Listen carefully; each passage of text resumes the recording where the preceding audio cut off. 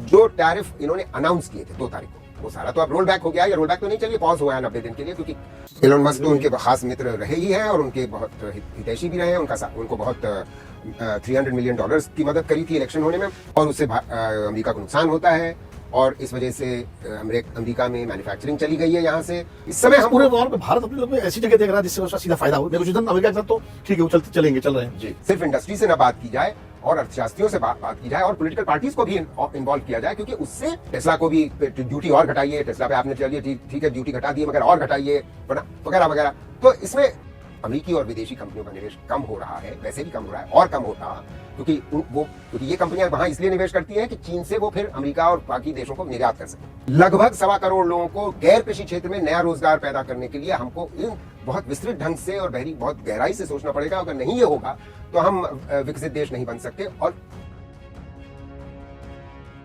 नमस्कार, अमरउजाला.com के मेरे कार्यक्रम खरी बात में आपका स्वागत है। हमेशा की तरह इस बार भी हम एक नए मेहमान से रूबरू हैं, और वो ख़ास मेहमान है हमारे लिए। ख़ास इसलिए है कि इस समय पूरी दुनिया जो है वो टैरिफ वॉर जो शुरू हुआ है, जो अमेरिका के नए नवेले राष्ट्रपति, नए नवेले मतलब उनका दूसरा कार्यकाल है, डोनाल्ड ट्रंप ने सत्ता संभालने के बाद जिस तरह से चीन और दूसरे दुनिया के दूसरे देशों पर, और भारत भी उसमें शामिल है, जो तमाम आयात करने वाली वस्तुओं पर बड़ी भारी भारी टैरिफ यानी टैक्स लगाया है। और उसको लेकर के कुछ देशों ने जवाब में अमेरिकन सामान पर भी जवाबी टैरिफ लगाया है, चीन ने खास करके। और अब लगातार उस टैरिफ वॉर में पूरी दुनिया उलझ गई है, स्टॉक मार्केट बिल्कुल क्रैश हो चुका है, और भारत अभी देखो और उस नीति पर चल रहा है, वेट एंड वॉच जिसको कहते हैं ना, इंतज़ार करो और देखो। कुछ अमेरिका से नेगोशिएशन चल रहे हैं, इधर थोड़ा ट्रंप ने चीन को लेकर के जिस तरह पहले 34% टैरिफ लगाया, फिर अब वो तो 125% तक पहुंच गया। जवाब में चीन ने भी करीब 84% के आसपास टैरिफ लगाया। और अब ट्रंप साहब ने थोड़ा सा अपना रुख लचीला किया है, उन्होंने चीन को छोड़ के बाकी देशों को 90 दिन का समय दिया, यानी 3 महीने का समय दिया है इस अपने नए टैरिफ लॉ को एग्जीक्यूट करने के लिए, यानी इसको अमल में लाने के लिए। यानी एक तरह से उन्होंने एक विंडो दी है भाई कि सब आओ बातचीत करो और फिर धीरे धीरे अलग अलग करेंगे, यानी कंट्री टू कंट्री बातचीत। इन सारे मुद्दों पर विश्व अर्थव्यवस्था पर क्या असर पड़ रहा है, भारत की अर्थव्यवस्था पर क्या असर पड़ेगा, भारत को ऐसे मौके पर क्या रणनीति अपनानी चाहिए, किस तरह से इस समस्या का इसका मुकाबला करना चाहिए ताकि भारतीय हित प्रभावित भी ना हो और हमारा व्यापार अर्थव्यवस्था ठीक रहे और रिश्ते भी ना बिगड़ें अमेरिका के साथ। इन सारे मुद्दों पर बात करने के लिए आज हमारे साथ मौजूद हैं देश के जाने माने अर्थशास्त्री, जवाहरलाल नेहरू विश्वविद्यालय के पूर्व प्रोफेसर डॉक्टर संतोष मेहरोत्रा जी। डॉक्टर मेहरोत्रा जी, आपका बहुत बहुत स्वागत है अमर उजाला के इस कार्यक्रम में। आपने समय निकाला, इसके लिए बहुत आभार। तो डॉक्टर साहब ये बताइए कि जो पूरी दुनिया पे एक आफत सी आ गई है, टैरिफ वॉर, तो क्या आपको लगता है कि पहले तो इसकी बैकग्राउंड क्या है, क्यों अमेरिका, ट्रंप साहब ये ऐसा करने पर मजबूर हुए हैं, और अगर कर रहे हैं तो इसका असर क्या पड़ेगा? असर पे तो हम आएंगे, मगर किसी ने उनको मजबूर नहीं किया है, उन्होंने अपने आप ही अपनी मानसिकता दिखा दी है। क्योंकि वो 1980 के दशक से इस बात से को कहते रहे हैं, बार बार दोहराते रहे हैं, हालांकि वो पॉलिटिक्स में नहीं थे उसके बावजूद, कि विदेशी देश हमारे ऊपर जो कस्टम ड्यूटी लगाते हैं, टैरिफ उसी को कहते हैं, कस्टम ड्यूटी जो लगाते हैं, वो हम उनके पदार्थों पे जो लगाते हैं उससे कहीं ज़्यादा है, और ये नाजायज़ है, और उससे अमेरिका को नुकसान होता है। और इस वजह से अमेरिका में मैन्युफैक्चरिंग चली गई है यहाँ से, क्योंकि वहाँ के पदार्थ और वहाँ के गुड्स यहाँ आ जाते हैं, और यहाँ मैन्युफैक्चरिंग जो हो सकती थी वो ख़त्म हो गई है। तो ये बहुत ही इसका नकारात्मक असर हमारी अर्थव्यवस्था पे पड़ा है। मतलब उनकी ये मानसिकता रही है, ये सोच है, और इसकी शुरुआत उन्होंने अपने पहले कार्यकाल में 2016 से 20 के बीच में, शुरुआत 17 और 20 के बीच में कर दी थी। मगर तब में और आज में फ़र्क मैं कहूँगा दो किस्म के हैं। एक फ़र्क ये है कि तब वो ऐसे लोगों से घिरे हुए थे जो, क्योंकि वो स्वयं परिपक्व थे, मतलब उतना उनकी समझ नहीं थी, क्योंकि वो एक मामूली पॉलिटिशियन नहीं रहे कभी, वो बिजनेसमैन रहे हैं और उनको मतलब उस पॉलिटिक्स में ला दिया गया था, रिपब्लिकन पार्टी ने खड़ा कर दिया था, क्योंकि वो बातें इस तरीके की करते हैं और उसी तरफ रुझान हो रहा था रिपब्लिकन पार्टी का, तो वो आ गए थे। तो मगर वो घिरे हुए थे ऐसे लोगों से जो ज़्यादा समझदार थे, जो ज़्यादा प्रबुद्ध थे, मगर उनसे वो प्रेसिडेंट ट्रंप अधिकतर नाखुश ही रहते थे। तो उस नाखुशी का असर ये होता रहता था कि वो एक के बाद एक लोगों को, अपने जो कैबिनेट मेंबर्स हैं और अपने इर्द गिर्द जो एडवाइजर्स हैं, उनको बदलते रहते थे और उसकी वजह से वो 4 साल इसी प्रकार निकल गए। और तो कुछ तो ट्रंप साहब ने उस ज़माने में टैरिफ लगाए, तो उसका बहुत नकारात्मक असर दुनिया की अर्थव्यवस्था पे नहीं हुआ। इस बार हुआ ये है कि एक तो राइट विंग का असर पॉलिटिक्स में अमेरिका में बहुत बड़ा है और दूसरा ये परिपक्व हो गए हैं और इन्होंने जो extreme right wing of the Republican party है उस पर कब्जा भी कर लिया है। और हुआ ये है कि इन्होंने अब की बार खूब तैयारी से कार्यक्रम बनवाया, अपना राइट विंग कार्यक्रम ऐसी टैरिफ्स वगैरह के लेकर के, और एक काउंसिल ऑफ इकोनॉमिक एडवाइजर्स के जो प्रेसिडेंट बने हैंगे स्टीफन मैरान, उनको नियुक्त किया है। और इर्द गिर्द अपने वो वैसे भी पहले बिलियनर्स को जोड़ते थे, इस बार तो और बिलियनर्स के पर इन्होंने सरकार आधारित की। अब जैसे एलन मस्क तो उनके खास मित्र रहे ही हैं और उनके बहुत हितैषी भी रहे हैं। उनको बहुत $300 मिलियन की मदद करी थी इलेक्शन होने में। मगर इनके जो ट्रेजरी सेक्रेटरी हैं, यानी कि जो फाइनेंस मिनिस्टर हैं स्कॉट बेसेंट, वो स्वयं एक बिलियनर हैं। अब ये भी सोचिए। अच्छा खैर, तो ये इस स्थिति में ये एक बहुत, तो ये खुद परिपक्व हो गए, तो एक फ़र्क ये हुआ और दूसरा ये फ़र्क हुआ कि इन्होंने अपना कार्यक्रम बड़ा पुख्ता सा बना रखा है और अपने इर्द गिर्द सिर्फ ऐसे लोगों को रखा है जिनको इनको निकालना नहीं पड़ेगा, जो इनकी हाँ में हाँ मिलाने वाले हैं। ये पूरी तरीके से हाँ में हाँ मिलाने वाले हो। आप समझ सकते हैं कि जिस सरकार में सिर्फ हाँ में हाँ मिलाने वाले होते हैं उस सरकार का सत्यानाश ही होता है। खैर अब ये तो देखना है क्या होता है, लेकिन फिलहाल तो दुनिया में त्राई मची हुई है, खासकर आर्थिक क्षेत्र में। लेकिन देखिए, जो अमेरिका मुक्त व्यापार का सबसे बड़ा पैरोकार, फ्री ट्रेड, WTO, गैट, ये सारे जो गैट समझौते हुए डंगल प्रपोजल्स के बाद और WTO अस्तित्व में आया और ग्लोबल विलेज बन गया, आज वही अमेरिका प्रोटेक्शनिज्म जो संरक्षणवाद है उसको बढ़ावा दे रहा है। अमेरिका फर्स्ट का नारा दे रहा है। उसके जवाब में दूसरे देश भी अपने अपने देश को, चाइना फर्स्ट को शी जिनपिंग कह रहे हैं, भारत मोदी जी इंडिया फर्स्ट की बात कर रहे हैं, सारे देशों के नेता। यानी तो जो अंतर्राष्ट्रीय सहयोग और प्रतिस्पर्धा और एक तरह से आपस में जो वो बना था पूरा व्यापार, जो आर्थिक उदारवाद के शुरुआती दौर में, वो तो सब ध्वस्त हो गया। क्लाइमेट चेंज पहले ही उसकी धज्जियाँ उड़ा चुके हैं ट्रम्प साहब। WHO से पहले ही उनका अपना जो है वो नाता तोड़ चुके हैं। उसी समय जब वो कोविड के टाइम में भी उन्होंने काफ़ी आलोचना की थी। और यूनाइटेड नेशंस का भी कोई मतलब नहीं देगा। और जो सबसे बड़ी बात है WTO, अब जिस तरह से कस्टम ड्यूटी लग रही है, टैरिफ लग रहा है, तो WTO का क्या मतलब रहा? कोई मतलब ही नहीं रहा। देखिए, WTO का तो बहुत मतलब पहले भी नहीं रह चुका था और अभी इन्होंने तो बिल्कुल जो बचा कुचा था उसको भी पूरी तरीके से ध्वस्त कर दिया। क्योंकि WTO का एक बहुत बड़ा रूल ये है, मोस्ट फेवर्ड नेशन, जिसमें सारे देशों पे एक ही किस्म की आप टैरिफ लगा सकते हैं, उसको पूरी तरीके से इन्होंने ध्वस्त कर दिया। इन्होंने अलग अलग किस्म की रेट्स दुनिया भर में जारी कर दी हैं 2 अप्रैल को, जिसे ये लिबरेशन की डे कह रहे हैं। देखिए, सारे जो प्रबुद्ध लोग हैं अच्छे जर्नलिस्ट हैं, न्यूयॉर्क टाइम्स, वॉशिंगटन पोस्ट इत्यादि सभी इनका विरोध कर रहे हैं, सभी इनका अमेरिका में प्रदर्शन हो रहे हैं सड़कों पर। नहीं, प्रदर्शन पे तो हम वापस आएंगे क्योंकि ये वो एक बहुत बड़ा मुद्दा है।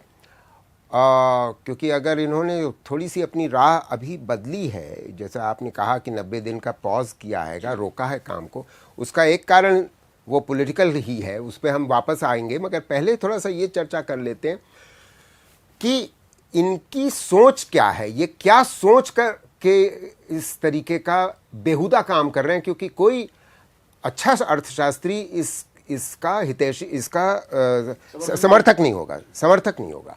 तो देखिए, मैं थोड़ी सी इनकी सोच और समझ समझाने की आपके श्रोताओं को के लिए कोशिश करता हूँ।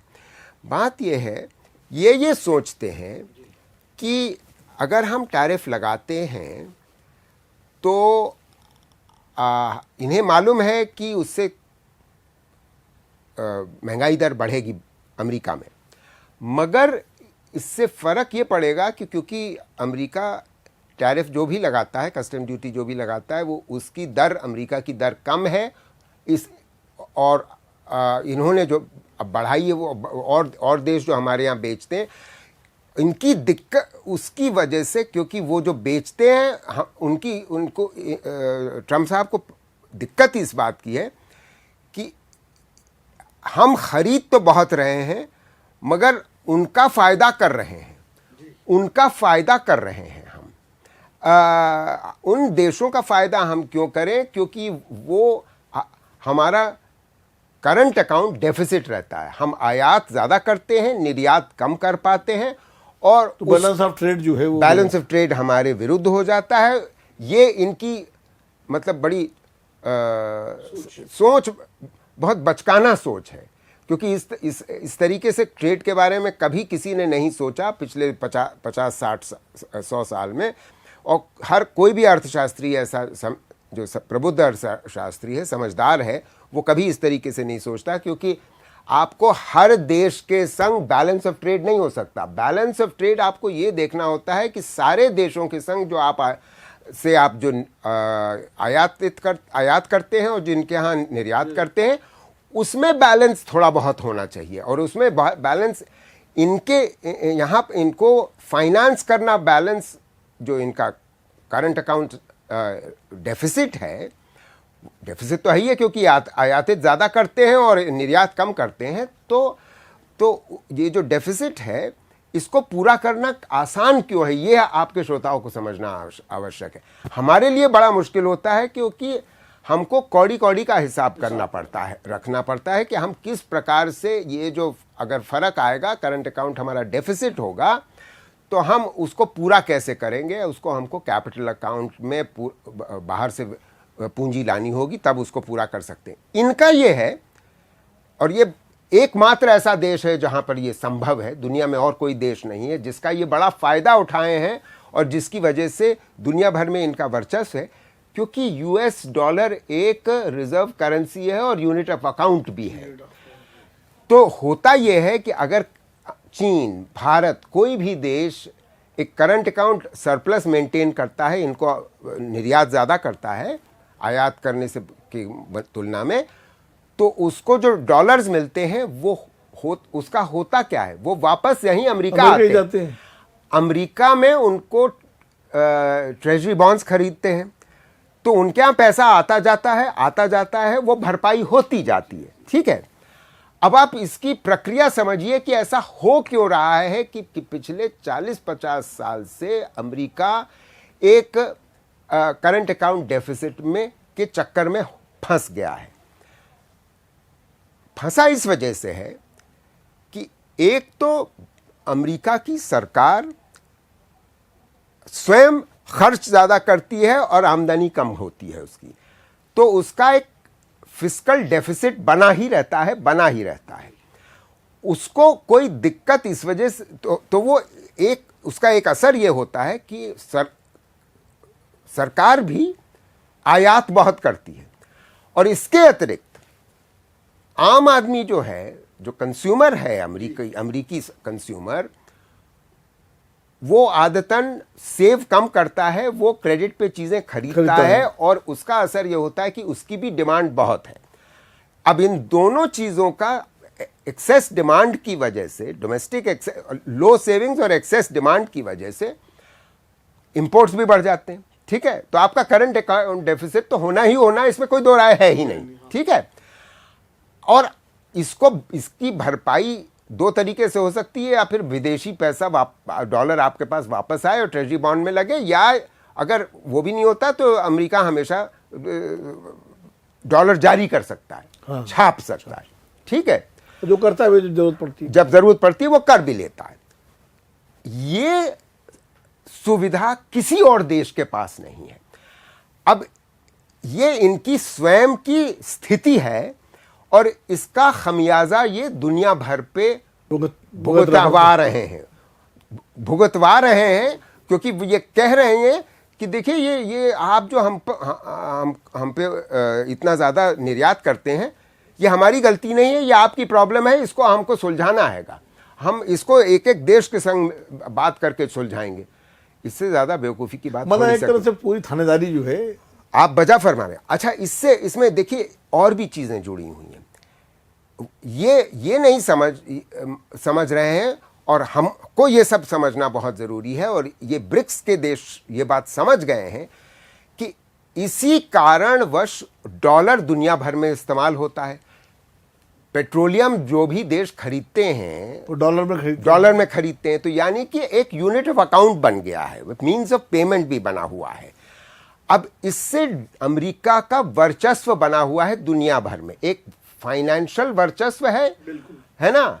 तो एक ये मानने को तैयार नहीं, मगर ये इसको रत्ती भर भी छोड़ने को भी तैयार नहीं है, क्योंकि ये हड़काते रहते हैं ब्रिक्स नेशंस को। जब वो कहते हैं कि हम उसमें रेनमिनबी में ट्रेड कर लेंगे, रुपए रूबल में ट्रेड कर लेंगे वगैरह, तो ये भड़काते रहते हैं। उस पर हम वापस आएंगे। अभी ब्रिक्स का तो मजाक भी उड़ाया इन्होंने। जी, मैं तो वो तो बिल्कुल डेड हो गया। बेवकूफ़ी की बात, कोई डेड नहीं हुआ है। ब्रिक्स अपनी बातों पे जो अड़ा हुआ है, बल्कि मैं अगले हफ्ते ही रूस में हूँ, भाषण दे रहा हूँ इसी मुद्दे पर, कि मतलब ब्रिक्स अड़ा रहेगा, इसमें कोई दो राय नहीं है। अब और लोगों की रीढ़ की हड्डी खड़ी हो जाएगी ब्रिक्स के देशों में।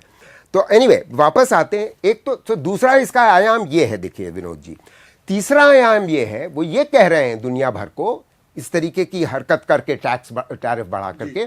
तीसरी बात ये है, और मैं ये आखिरी बात कहूँगा, फिर आप अगला सवाल पूछ लीजिएगा, कि इनकी सोच ये है कि हम पे हम न्यूक्लियर अम्ब्रेला दुनिया भर को दे रहे हैं, हम खर्चा कर रहे हैं, उसका खर्चा हम उठा रहे हैं, और मुफ्त में सबको सिक्योरिटी दे रहे हैं, पीस बनी हुई है दुनिया भर में, उसका खर्चा हम उठा रहे हैं। हम अब देखिए, वर्चस्व भी बनाना चाहते हैं, बनाए रखना चाहते हैं, और 800 बेसिस खड़ी कर रखी हैं दुनिया भर में। 800 अपने डिफेंस बेसिस। अब सोचिए, भारत में नहीं है वो बात अलग है, मगर न जाने के गार्सिया ये सब तो है ना। अरे ही है, दुनिया भर में। अब आप सोचिए, तो वो ये कह रहे हैं कि आप जो यहाँ हमारे यहाँ ट्रेजरी बॉन्ड्स खरीदते हो, वो तुम भारत, चीन, जापान सभी खरीदते हैं, यूरोपियन देश जिनका एक्सपोर्ट सरप्लस है, तो वो हम उसमें से कटौती कर लेंगे, क्योंकि आप पैसा आप हमको कोई पैसा तो देते नहीं हो, हम आपको सेफ्टी, सिक्योरिटी, न्यूक्लियर अम्ब्रेला पर प्रदान कर रहे हैं, और मुफ्त में कर रहे हैं, इतने दशकों से कर रहे हैं, हम इसमें से कटौती कर लेंगे। इस तरीके की हम धमकी ये करने वाले हैंगे। ये सोच है, ये सब लिखित में है, मैं आपको बता रहा हूं। अच्छा जी, ये सब लिखित में है। और किसने लिख रखा है? ये इनका जो काउंसिल ऑफ इकोनॉमिक एडवाइजर्स है, उसने नवंबर 2024 में एक नया पर्चा लिखा है, उसका प्रेसिडेंट है वो आदमी। अब आप सोचिए, इस तरीके की सोच को लेकर के ये इतने अड़ियल बन रहे हैं, तो जाहिर है इतना अग्रेशन जो है पूरे ट्रेडिंग सिस्टम पे आघात करेगा। और क्योंकि इंस्टेबिलिटी इतनी भयंकर तरीके से इन्होंने बढ़ा दी कि इनका स्टॉक मार्केट गिरता चला गया। जब स्टॉक मार्केट इनका गिरा तो दुनिया भर का स्टॉक मार्केट गिरता चला गया। तब इनकी अकल आई। इनको इस बात से बहुत अकल आती है कि अरे, लोगों को जो बिलियनर्स हैं उनका पैसा घुस रहा है, उनका नुकसान हो रहा है। तो एकदम से फिर इन्होंने सोचा, अरे बाप रे, ये तो कुछ लगता है ज्यादा ही गलती हो कर गया। दी, ज्यादा ही हो गया। तो क्योंकि एक तरफ तो 1300 शहरों में आम जनता खड़ी हो गई झंडा लेकर के कि ये क्या कर रहे हो, क्योंकि इस सब का नुकसान होगा, क्योंकि हमारे दाम बढ़ जाएंगे, रिसेशन आ जाएगा। और इसमें कोई दो राय नहीं है कि अगर इन्होंने ये 90 दिन का पॉज नहीं किया होता जो अभी किया हैगा अपने टैरिफ्स पे, तो रिसेशन आना ही था, अवश्यंभावी था। तो अभी एक तरह से रिसेशन को टाल दिया इन्होंने अभी तक टाला है, मगर ये स्थिति गई नहीं है, क्योंकि ये सिर्फ नेगोशिएशन की पहल है। अच्छा ये बताइए, इस पूरे इनकी एक्सरसाइज का वर्ल्ड इकोनॉमिक ऑर्डर पे क्या असर पड़ेगा? यानी जो शिफ्ट है उसमें कुछ आएगा? भारत क्या करेगा, चीन को क्या करना चाहिए, भारत को क्या करना चाहिए, यूरोपियन यूनियन क्या करे, मतलब कैसे? मैं बताता हूं। हाँ। देखिए, इसमें कोई दो राय नहीं है कि वह इनका, आपने ये तो मैंने आपको, आपके श्रोताओं के लिए समझा ही दिया कि इनका उद्देश्य ही ये है कि ग्लोबल ऑर्डर जो है उसको रीऑर्डर करना है। रीऑर्डर करना, ये खुद इनके शब्द हैं। अब समझिए कि ये रीऑर्डरिंग किस प्रकार रीऑर्डर कर रहे हैं या डिसऑर्डर कर रहे हैं? हाँ, डिसऑर्डर कर रहे हैं, और जिसकी वजह से रीऑर्डरिंग होगी, क्योंकि ये स्थापित अब हो गया है कि ये आदमी निहायत ही गैर जिम्मेदार है, और कब ये पलट जाएगा और कब ये बदल देगा अपनी मोस्ट अनप्रेडिक्टेबल। बिल्कुल। इसलिए अमेरिका पे रिलाई करना जरूरी नहीं है कि हम हमेशा हमेशा के लिए रिलाई करते रहें। तो हमें स्वावलंबी होना पड़ेगा। सारे देशों ने ये, मुझे लगता है कि निर्णय कर लिया है। इसमें कोई दो राय नहीं है कि हर देश इनके संग अब नेगोशिएट करेगा और अलग अलग से करेगा। मगर चीन एक देश है जिसके संग ये इंतज़ार कर रहे हैं कि ये नेगोशिएट करे, मगर चीन अड़ा हुआ है। मगर मैं थोड़ा सा पहले यूरोप की बात कर लेता हूं, फिर चीन पे आएंगे, फिर हम भारत पे भी आ जाएंगे। देखिए, यूरोप की बात करना इसलिए आवश्यक है कि यूरोप से इनका वो रिश्ता जुड़ा हुआ है जिसकी बात मैंने तीसरी बात करी। मैंने ट्रेड की बात की, फिर करेंसी की बात करी, और फिर तीसरा सिक्योरिटी की बात करी आपको। तो तीसरी बात जो सिक्योरिटी की है, क्योंकि इनकी सोच एक होलिस्टिक सोच है, समग्र सोच है तीनों चीज़ों को लेकर के। तो क्योंकि ये वसूली तीनों को लेकर के करना चाहते हैं। ये अपना डॉलर का वर्चस्व बनाए रखना चाहते हैं, अमेरिका को इंडस्ट्रियलाइज करना, री इंडस्ट्रियलाइज करना चाहते हैं, और तीसरा ये चाहते हैं कि हमारा वर्चस्व, मिलिट्री सिक्योरिटी वाला वर्चस्व भी बना रहे। अब देखिए, वैसे भी ये कह रहे थे यूरोप को कि तुम अपने ये जो वॉर्सो पैक्ट, सॉरी नेटो जो है उसका खर्चा आप लोग स्वयं उठाइए, हम अब उठाने के लिए तैयार नहीं है। तो यूरोप भी अब खड़ा हो गया है कि हम शायद यूक्रेन का साथ देंगे, और अमेरिका चाहे साथ दे न दे, मगर हम साथ देंगे। देखिए, ये बहुत चलेगी नहीं, क्योंकि यूरोपीय देश इसको करने के लिए बहुत देर रहने नहीं वाले हैं, क्योंकि असलियत में होने ये वाला है कि संभावना ये है कि अमेरिका जो वेपन्स दे रहा था अभी तक यूक्रेन को, वो देना बंद कर रहा है, कर चुका है, उस पर उसको थाम दिया है, क्योंकि ये चाहते हैं, क्योंकि इनकी सोच ये भी है कि मैं नोबेल प्राइज़ कैसे जीत लूँ। तो मैं पीस ले आऊँगा अगर यूक्रेन में, और रूस और यूक्रेन के बीच में युद्ध विराम करवा दूंगा, परमानेंट हो जाएगा वो, तो मुझको नोबेल प्राइज़ मिल जाएगा। अच्छा, तो ये मतलब एक तीर से कई निशाने चलाने को जोर मार रहे हैं। ये बताइए डॉक्टर साहब कि भारत को इस पे कैसे रिएक्ट करना चाहिए? हाँ, देखिए, भारत पे चले आते हैं। भारत ने शुरुआती कुछ गलतियां कर दी। मैं माफ करिएगा, मैं ये बताना चाहता हूं आपको, श्रोताओं को, क्योंकि हमने जब 1 फरवरी को बजट हमारी सरकार लेकर के आई, तो 35 ऐसे पदार्थ थे जिन पे उन्होंने टैरिफ्स गिरा दिए। देखिए, टैरिफ्स को हमें गिराना चाहिए, उसका उसका कारण ये है कि इस सरकार ने पिछले 8-10 साल में टैरिफ्स को काफ़ी ज़्यादा बढ़ा दिया था। हमारी जब ये सरकार आई थी तो उसका एवरेज टैरिफ करीब 10% था, इन्होंने ये ले जा करके करीब 25% ले गए थे। अब वो गिरा करके वो 17% आ चुका था, मगर अब ये और गिराना चाह रहे हैं, इसमें कोई दो राय नहीं है। वो अच्छा है क्योंकि हमारे निर्यात के लिए वो अच्छा है, क्योंकि हमारा निर्यात उस प्रकार से पदार्थों का निर्यात, सर्विसेज की बात नहीं कर रहा हूँ, क्योंकि देखिए ये जो कस्टम्स ड्यूटी है ये सर्विसेज पे वैसे भी नहीं लग रही, सिर्फ पदार्थ गुड्स पे है। अच्छा, तो मैं वापस भारत पे आ जाता हूँ कि तो अब हमारी सरकार ने गलती ये की कि 35 पदार्थों पे उन्होंने टैरिफ पहले से घटा दिया।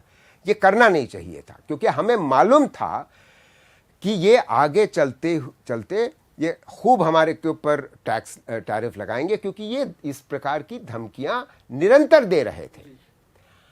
और अगर हमारे विदेश मंत्री और इस तरीके के लोग प्रोजेक्ट 25 वाला जो डॉक्यूमेंट था इनका, प्रोजेक्ट 2025 में ये सरकार शुरू होने वाली थी, तो एक इन्होंने डॉक्यूमेंट बना रखा था अपनी, उसमें से सोच उन्होंने तैयार कर रखी थी। जो काउंसिल ऑफ इकोनॉमिक एडवाइजर्स है स्टीफन मिरान, उनका पेपर नवंबर 24 में आ चुका था। ये सब चीजें तो इनको पहले से मालूम होनी चाहिए, प्रिएम्प्ट करना चाहिए। तो इनको मालूम होना चाहिए था कि ये तो बहुत भयानक हमारे ऊपर टैरिफ लगाने वाले, और ये शोर मचाते रहते थे, भारत ये करता है, भारत वो करता है, इसमें कोई दो राय नहीं, आपको मालूम है। तो अब बात यह है कि अब क्योंकि 2 बार पीयूष गोयल जा चुके हैं, लगभग 2 बार डॉक्टर जयशंकर जा चुके हैं, मोदी जी हो आए हैं हमारे प्रधानमंत्री, अब चर्चा यहाँ पर है कि हम एक ट्रेड अग्रीमेंट उनके संग स्थापित करेंगे, जिसमें आज की तारीख में जो लगभग $150 बिलियन का ट्रेड है, आदान प्रदान है दोनों के बीच में, आयात और निर्यात को मिला करके, उसको हम ले जाएंगे करीब $500 बिलियन तक। अच्छा, 500 ले जाना अगले 5 साल के अंदर आसान काम नहीं है, आसानी से बहुत बड़ा टास्क है। चलिए, बड़ी अच्छी बात है कि आप ये करना चाहते हैं और आप इस पे एग्रीमेंट कर लेना चाहते हैं सितंबर तक।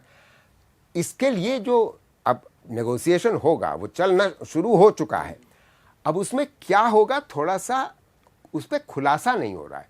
तो मैं तो एक उम्मीद सरकार को से ये करूंगा कि इसका थोड़ा सा और लोगों से भी बात करें, सिर्फ सरकार के अंदर ही ये न रखा जाए, सिर्फ इंडस्ट्री से न बात की जाए, और अर्थशास्त्रियों से बात की जाए, और पॉलिटिकल पार्टीज को भी इन्वॉल्व किया जाए, क्योंकि उससे एक नीति वो स्वयं बना पाएंगे इस प्रकार की, वो तैयारी से जाएंगे।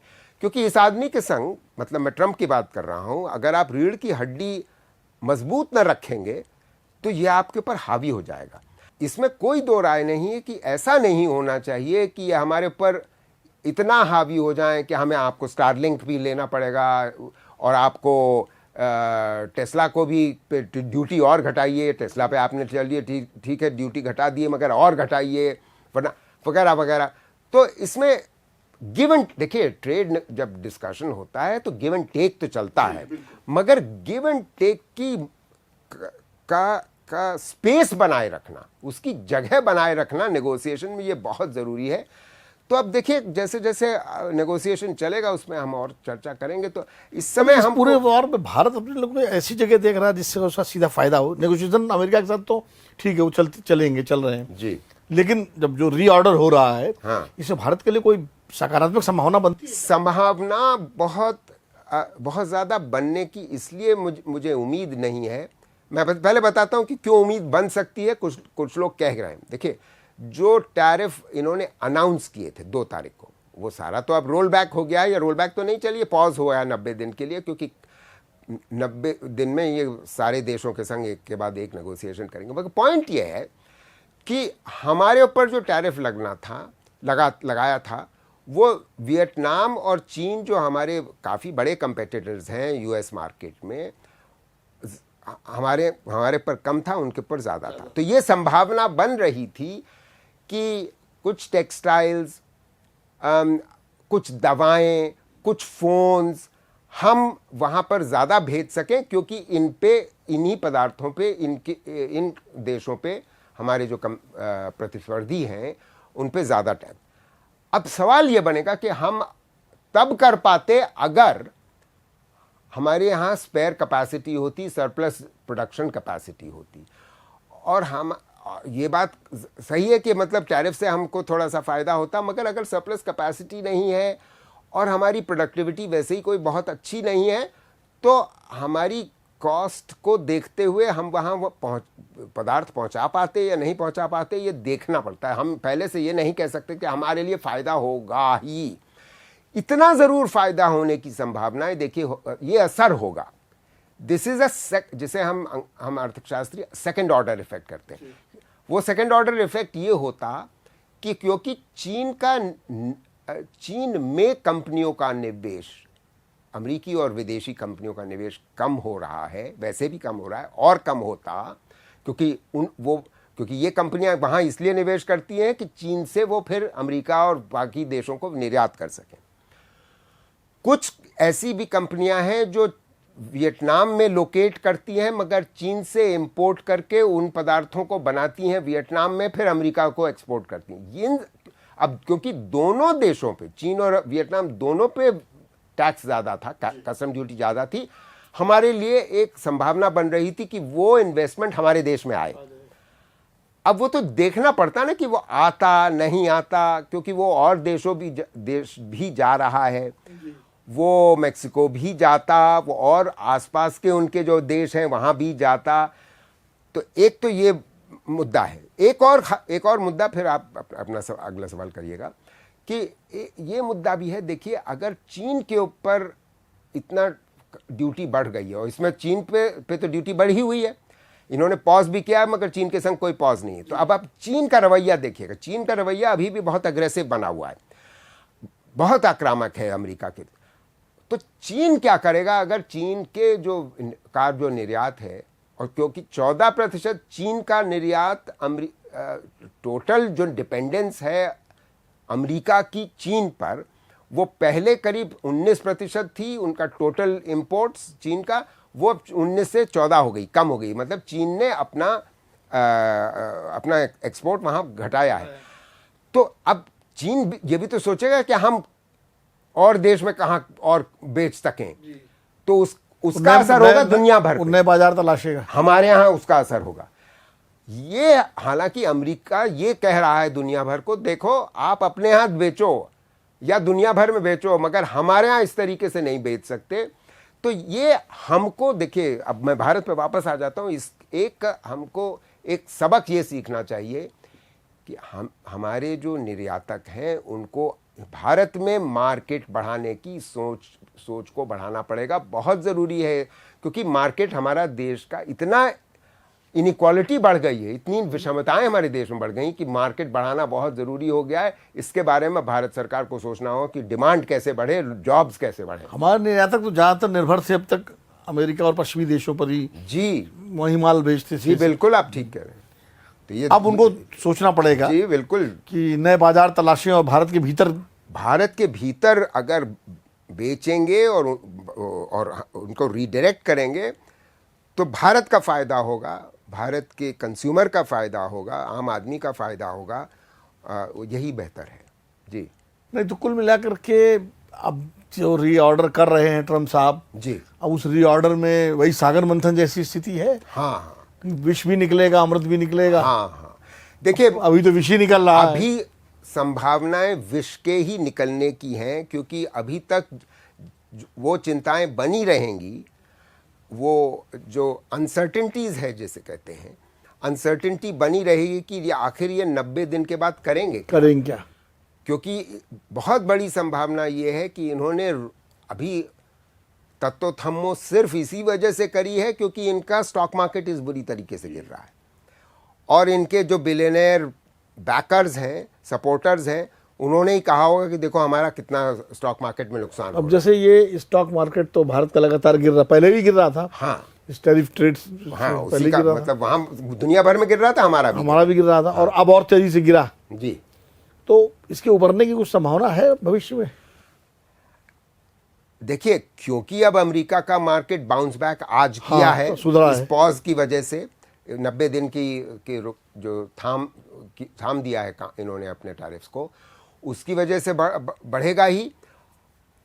मुझे लगता है कि ये अनसर्टेनिटी विनोद भाई बनी रहेगी हमारी अर्थव्यवस्था में, दुनिया की अर्थव्यवस्था में, और क्योंकि दुनिया की अर्थव्यवस्था में बनी रहेगी तो इसलिए आगे चलते हुए क्या होगा हमारी अर्थव्यवस्था में बड़ा मुश्किल है कहना। मार्केट को आप ये सोचिए कि मतलब वो स्थिति में हम पहुंच जाएंगे जहां हम सितंबर 24 में थे, वो जल्दी अब नहीं होने वाला है।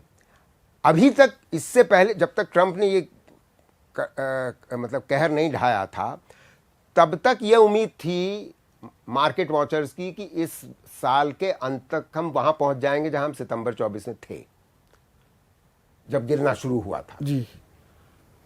मगर अब ये कहना थोड़ा मुश्किल हो गया है। सितंबर 24 वाली स्थिति लौटे कि नहीं लौटे। जी जी। तो इस वजह से हमारे नीति निर्धारकों को ज़्यादा सोचना हमारे अपने मार्केट के बारे में और अपनी रीढ़ की हड्डी बनाए रखने के लिए की ही ज़रूरी है। इन्हीं दो उद्देश्यों को लेकर के अगर भारत सरकार चलेगी तो भारत का फ़ायदा होगा और इससे हमको जो नुकसान हो सकता था उसको कम किया जा सकता है और शायद हमारी स्थिति और सुधर सके। कुल मिलाकर के आने वाले दिन बड़े गहमा गहमी भरे होंगे आर्थिक दृष्टि से, अर्थव्यवस्था की दृष्टि से, और सबूर इसकी चिंता है। जाहिर है भारत में भी इसकी चिंता होगी, लेकिन हम तो उम्मीद करेंगे कि कुछ इस सागर बंधन से अमृत भी निकले और भारत की अर्थव्यवस्था को फायदा हो।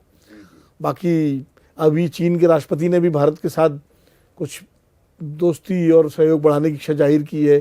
शी जिनपिंग ने कहा है कि भारत को और चीन को dragon and elephant should dance together. बिल्कुल सही कहा है और भारत को इसके बारे में बहुत गंभीरता से सोचना चाहिए और ब्रिक्स के संग और अपनी घनिष्ठता बढ़ानी चाहिए और चीन के संग भी अपने रिश्तों को सुधारने के लिए अग्रसर होना पड़ेगा। और जिसमें चीन हमारे देश में निवेश करे उससे हमारा भी फ़ायदा होगा, चीन का भी फ़ायदा होगा और हमारे जो रिश्ते एक पुख्ता लंबे अरसे के लिए बनेंगे वो दोनों देशों की रिलेशनशिप में नॉर्मलाइजेशन लाने में बहुत बड़ा योगदान प्रदान कर सकते हैं। क्योंकि मैं एक बात कह करके अपनी शायद आखिरी बात कहूँगा कि देखिए, बात यह है कि हमारी एक बड़ी अर्थव्यवस्था हो गई है मगर हमारे देश में गरीबी अभी भी बहुत है। हमें निर्यात की भी ज़रूरत है, हमें रोज़गार की भी ज़रूरत है, हमें विकास दर बढ़ाने की भी ज़रूरत है। ऐसी स्थिति में हमारा देश किसी भी पड़ोसी देश के संग, चाहे वो चीन हो, पाकिस्तान हो, कोई भी देश हो, उसके संग घनिष्ठता होना हमारे लिए मुफीद है, हमारे हित में है। क्योंकि हमें अभी बड़ा सफ़र में कामयाबी प्रधानमंत्री नरेंद्र मोदी जी ने तो एक लक्ष्य तय कर दिया है 1947 तक विकसित भारत का लक्ष्य। हाँ, मगर वहां तक पहुंचने के लिए विनोद भाई हमारी विकास दर 8% होनी चाहिए। हमारी आज की विकास दर तो 6-6.5% ही है, तो हम 8% से कम रहेंगे तो नहीं पहुंच पाएंगे, कोई सवाल ही नहीं उठता। और 8% सिर्फ से बात नहीं बनती, वो उतना रोजगार भी पैदा होना पड़ेगा। करीब लगभग 1.25 करोड़ लोगों को गैर कृषि क्षेत्र में नया रोजगार पैदा करने के लिए हमको इन बहुत विस्तृत ढंग से और बहुत गहराई से सोचना पड़ेगा। अगर नहीं ये होगा तो हम विकसित देश नहीं बन सकते। और अगर हमारे इर्द गिर्द वाले देशों के संग हमारा रिश्ता अच्छा नहीं होगा तो हमारे लिए स्थिति गंभीर बनी रहेगी और वो चिंताजनक बनी रहेगी।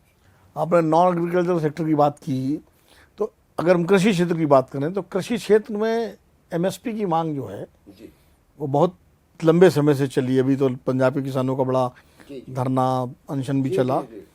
तो क्या ये व्यवहारिक है भारत में एमएसपी की कानूनी गारंटी? व्यावहारिक है, इसमें कोई दो राय नहीं कि वो व्यावहारिक है। 23 पदार्थों पे व्यावहारिक इसलिए देखिए क्योंकि लोग पूरी तरीके से समझते नहीं है। ये नहीं कोई कह रहा है जो एमएसपी की बात कर रहा है कि सरकार सारा खरीदे। केवल सरकार ये करेगी कि अगर एमएस 23 पदार्थ हैं जिन पे एमएसपी अनाउंस होती है, सिर्फ घोषणा होती है, खरीदती तो नहीं है आज। बात यह है जो भी खरीदे एमएसपी पे खरीदे।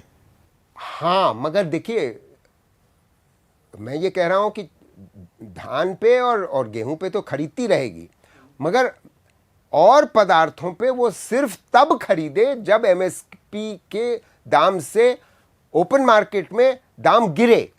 सिर्फ उतना खरीदे कि ओपन की दाम फिर बढ़ करके एमएसपी के बराबर आ जाए। तो ये जरूरी है, इसलिए एमएसपी के लीगल गारंटी। तो इसका अर्थ ये है कि जाहिर है उसके लिए एक इंस्टीट्यूशनल फ्रेमवर्क बनना पड़ेगा, क्योंकि जिस तरीके से वेयर हाउसिंग है, वेयर हाउसिंग का जो स्ट्रक्चर है वो परिपूर्ण नहीं है, अभी पूरा नहीं कर, हमारे लिए ठीक नहीं है अभी। तो चावल और गेहूं के लिए भी नहीं है। तो मतलब अगर हम 21 और पदार्थ जोड़ लेते हैं तो बड़ा मुश्किल हो जाएगा। तो मगर उसके लिए फिर तैयारी ज़रूरी है, निवेश ज़रूरी है, मगर ये व्यावहारिक है, इसमें कोई दो राय नहीं है। क्योंकि इसमें सरकारी खर्च बहुत बढ़ेगा तो 20 से 30 हजार करोड़ सालाना बढ़ने वाला है। ये कोई भी नहीं मानता कि 10 लाख करोड़ बढ़ जाएगा, ऐसा बिल्कुल भी नहीं है। वो स्थिति तभी आएगी अगर आप सारा खरीदने की कोशिश करोगे। चलिए डॉक्टर मल्होत्रा, आपने हमारे कार्यक्रम के लिए समय निकाला, बड़ी ज़रूरी और प्रासंगिक बातें हमारे दर्शकों के लिए बताई, खास करके टैरिफ वॉर के दौर में भारत को क्या करना चाहिए, इसकी पृष्ठभूमि क्या है और भविष्य में क्या क्या हो सकता है। इन सब चीज़ों पर आपने रोशनी डाली। फिर कभी आपके साथ हम अर्थव्यवस्था से जुड़े हुए और मुद्दों पर बात करेंगे। आज तो चूँकि हमारा सारा कार्यक्रम का फोकस टैरिफ वॉर पे ही था, तो आप आए, बहुत बहुत धन्यवाद, बहुत बहुत शुक्रिया आपका। और दर्शकों, इजाज़त दीजिए मुझे, अगले कार्यक्रम में फिर मिलेंगे, तब तक के लिए नमस्कार।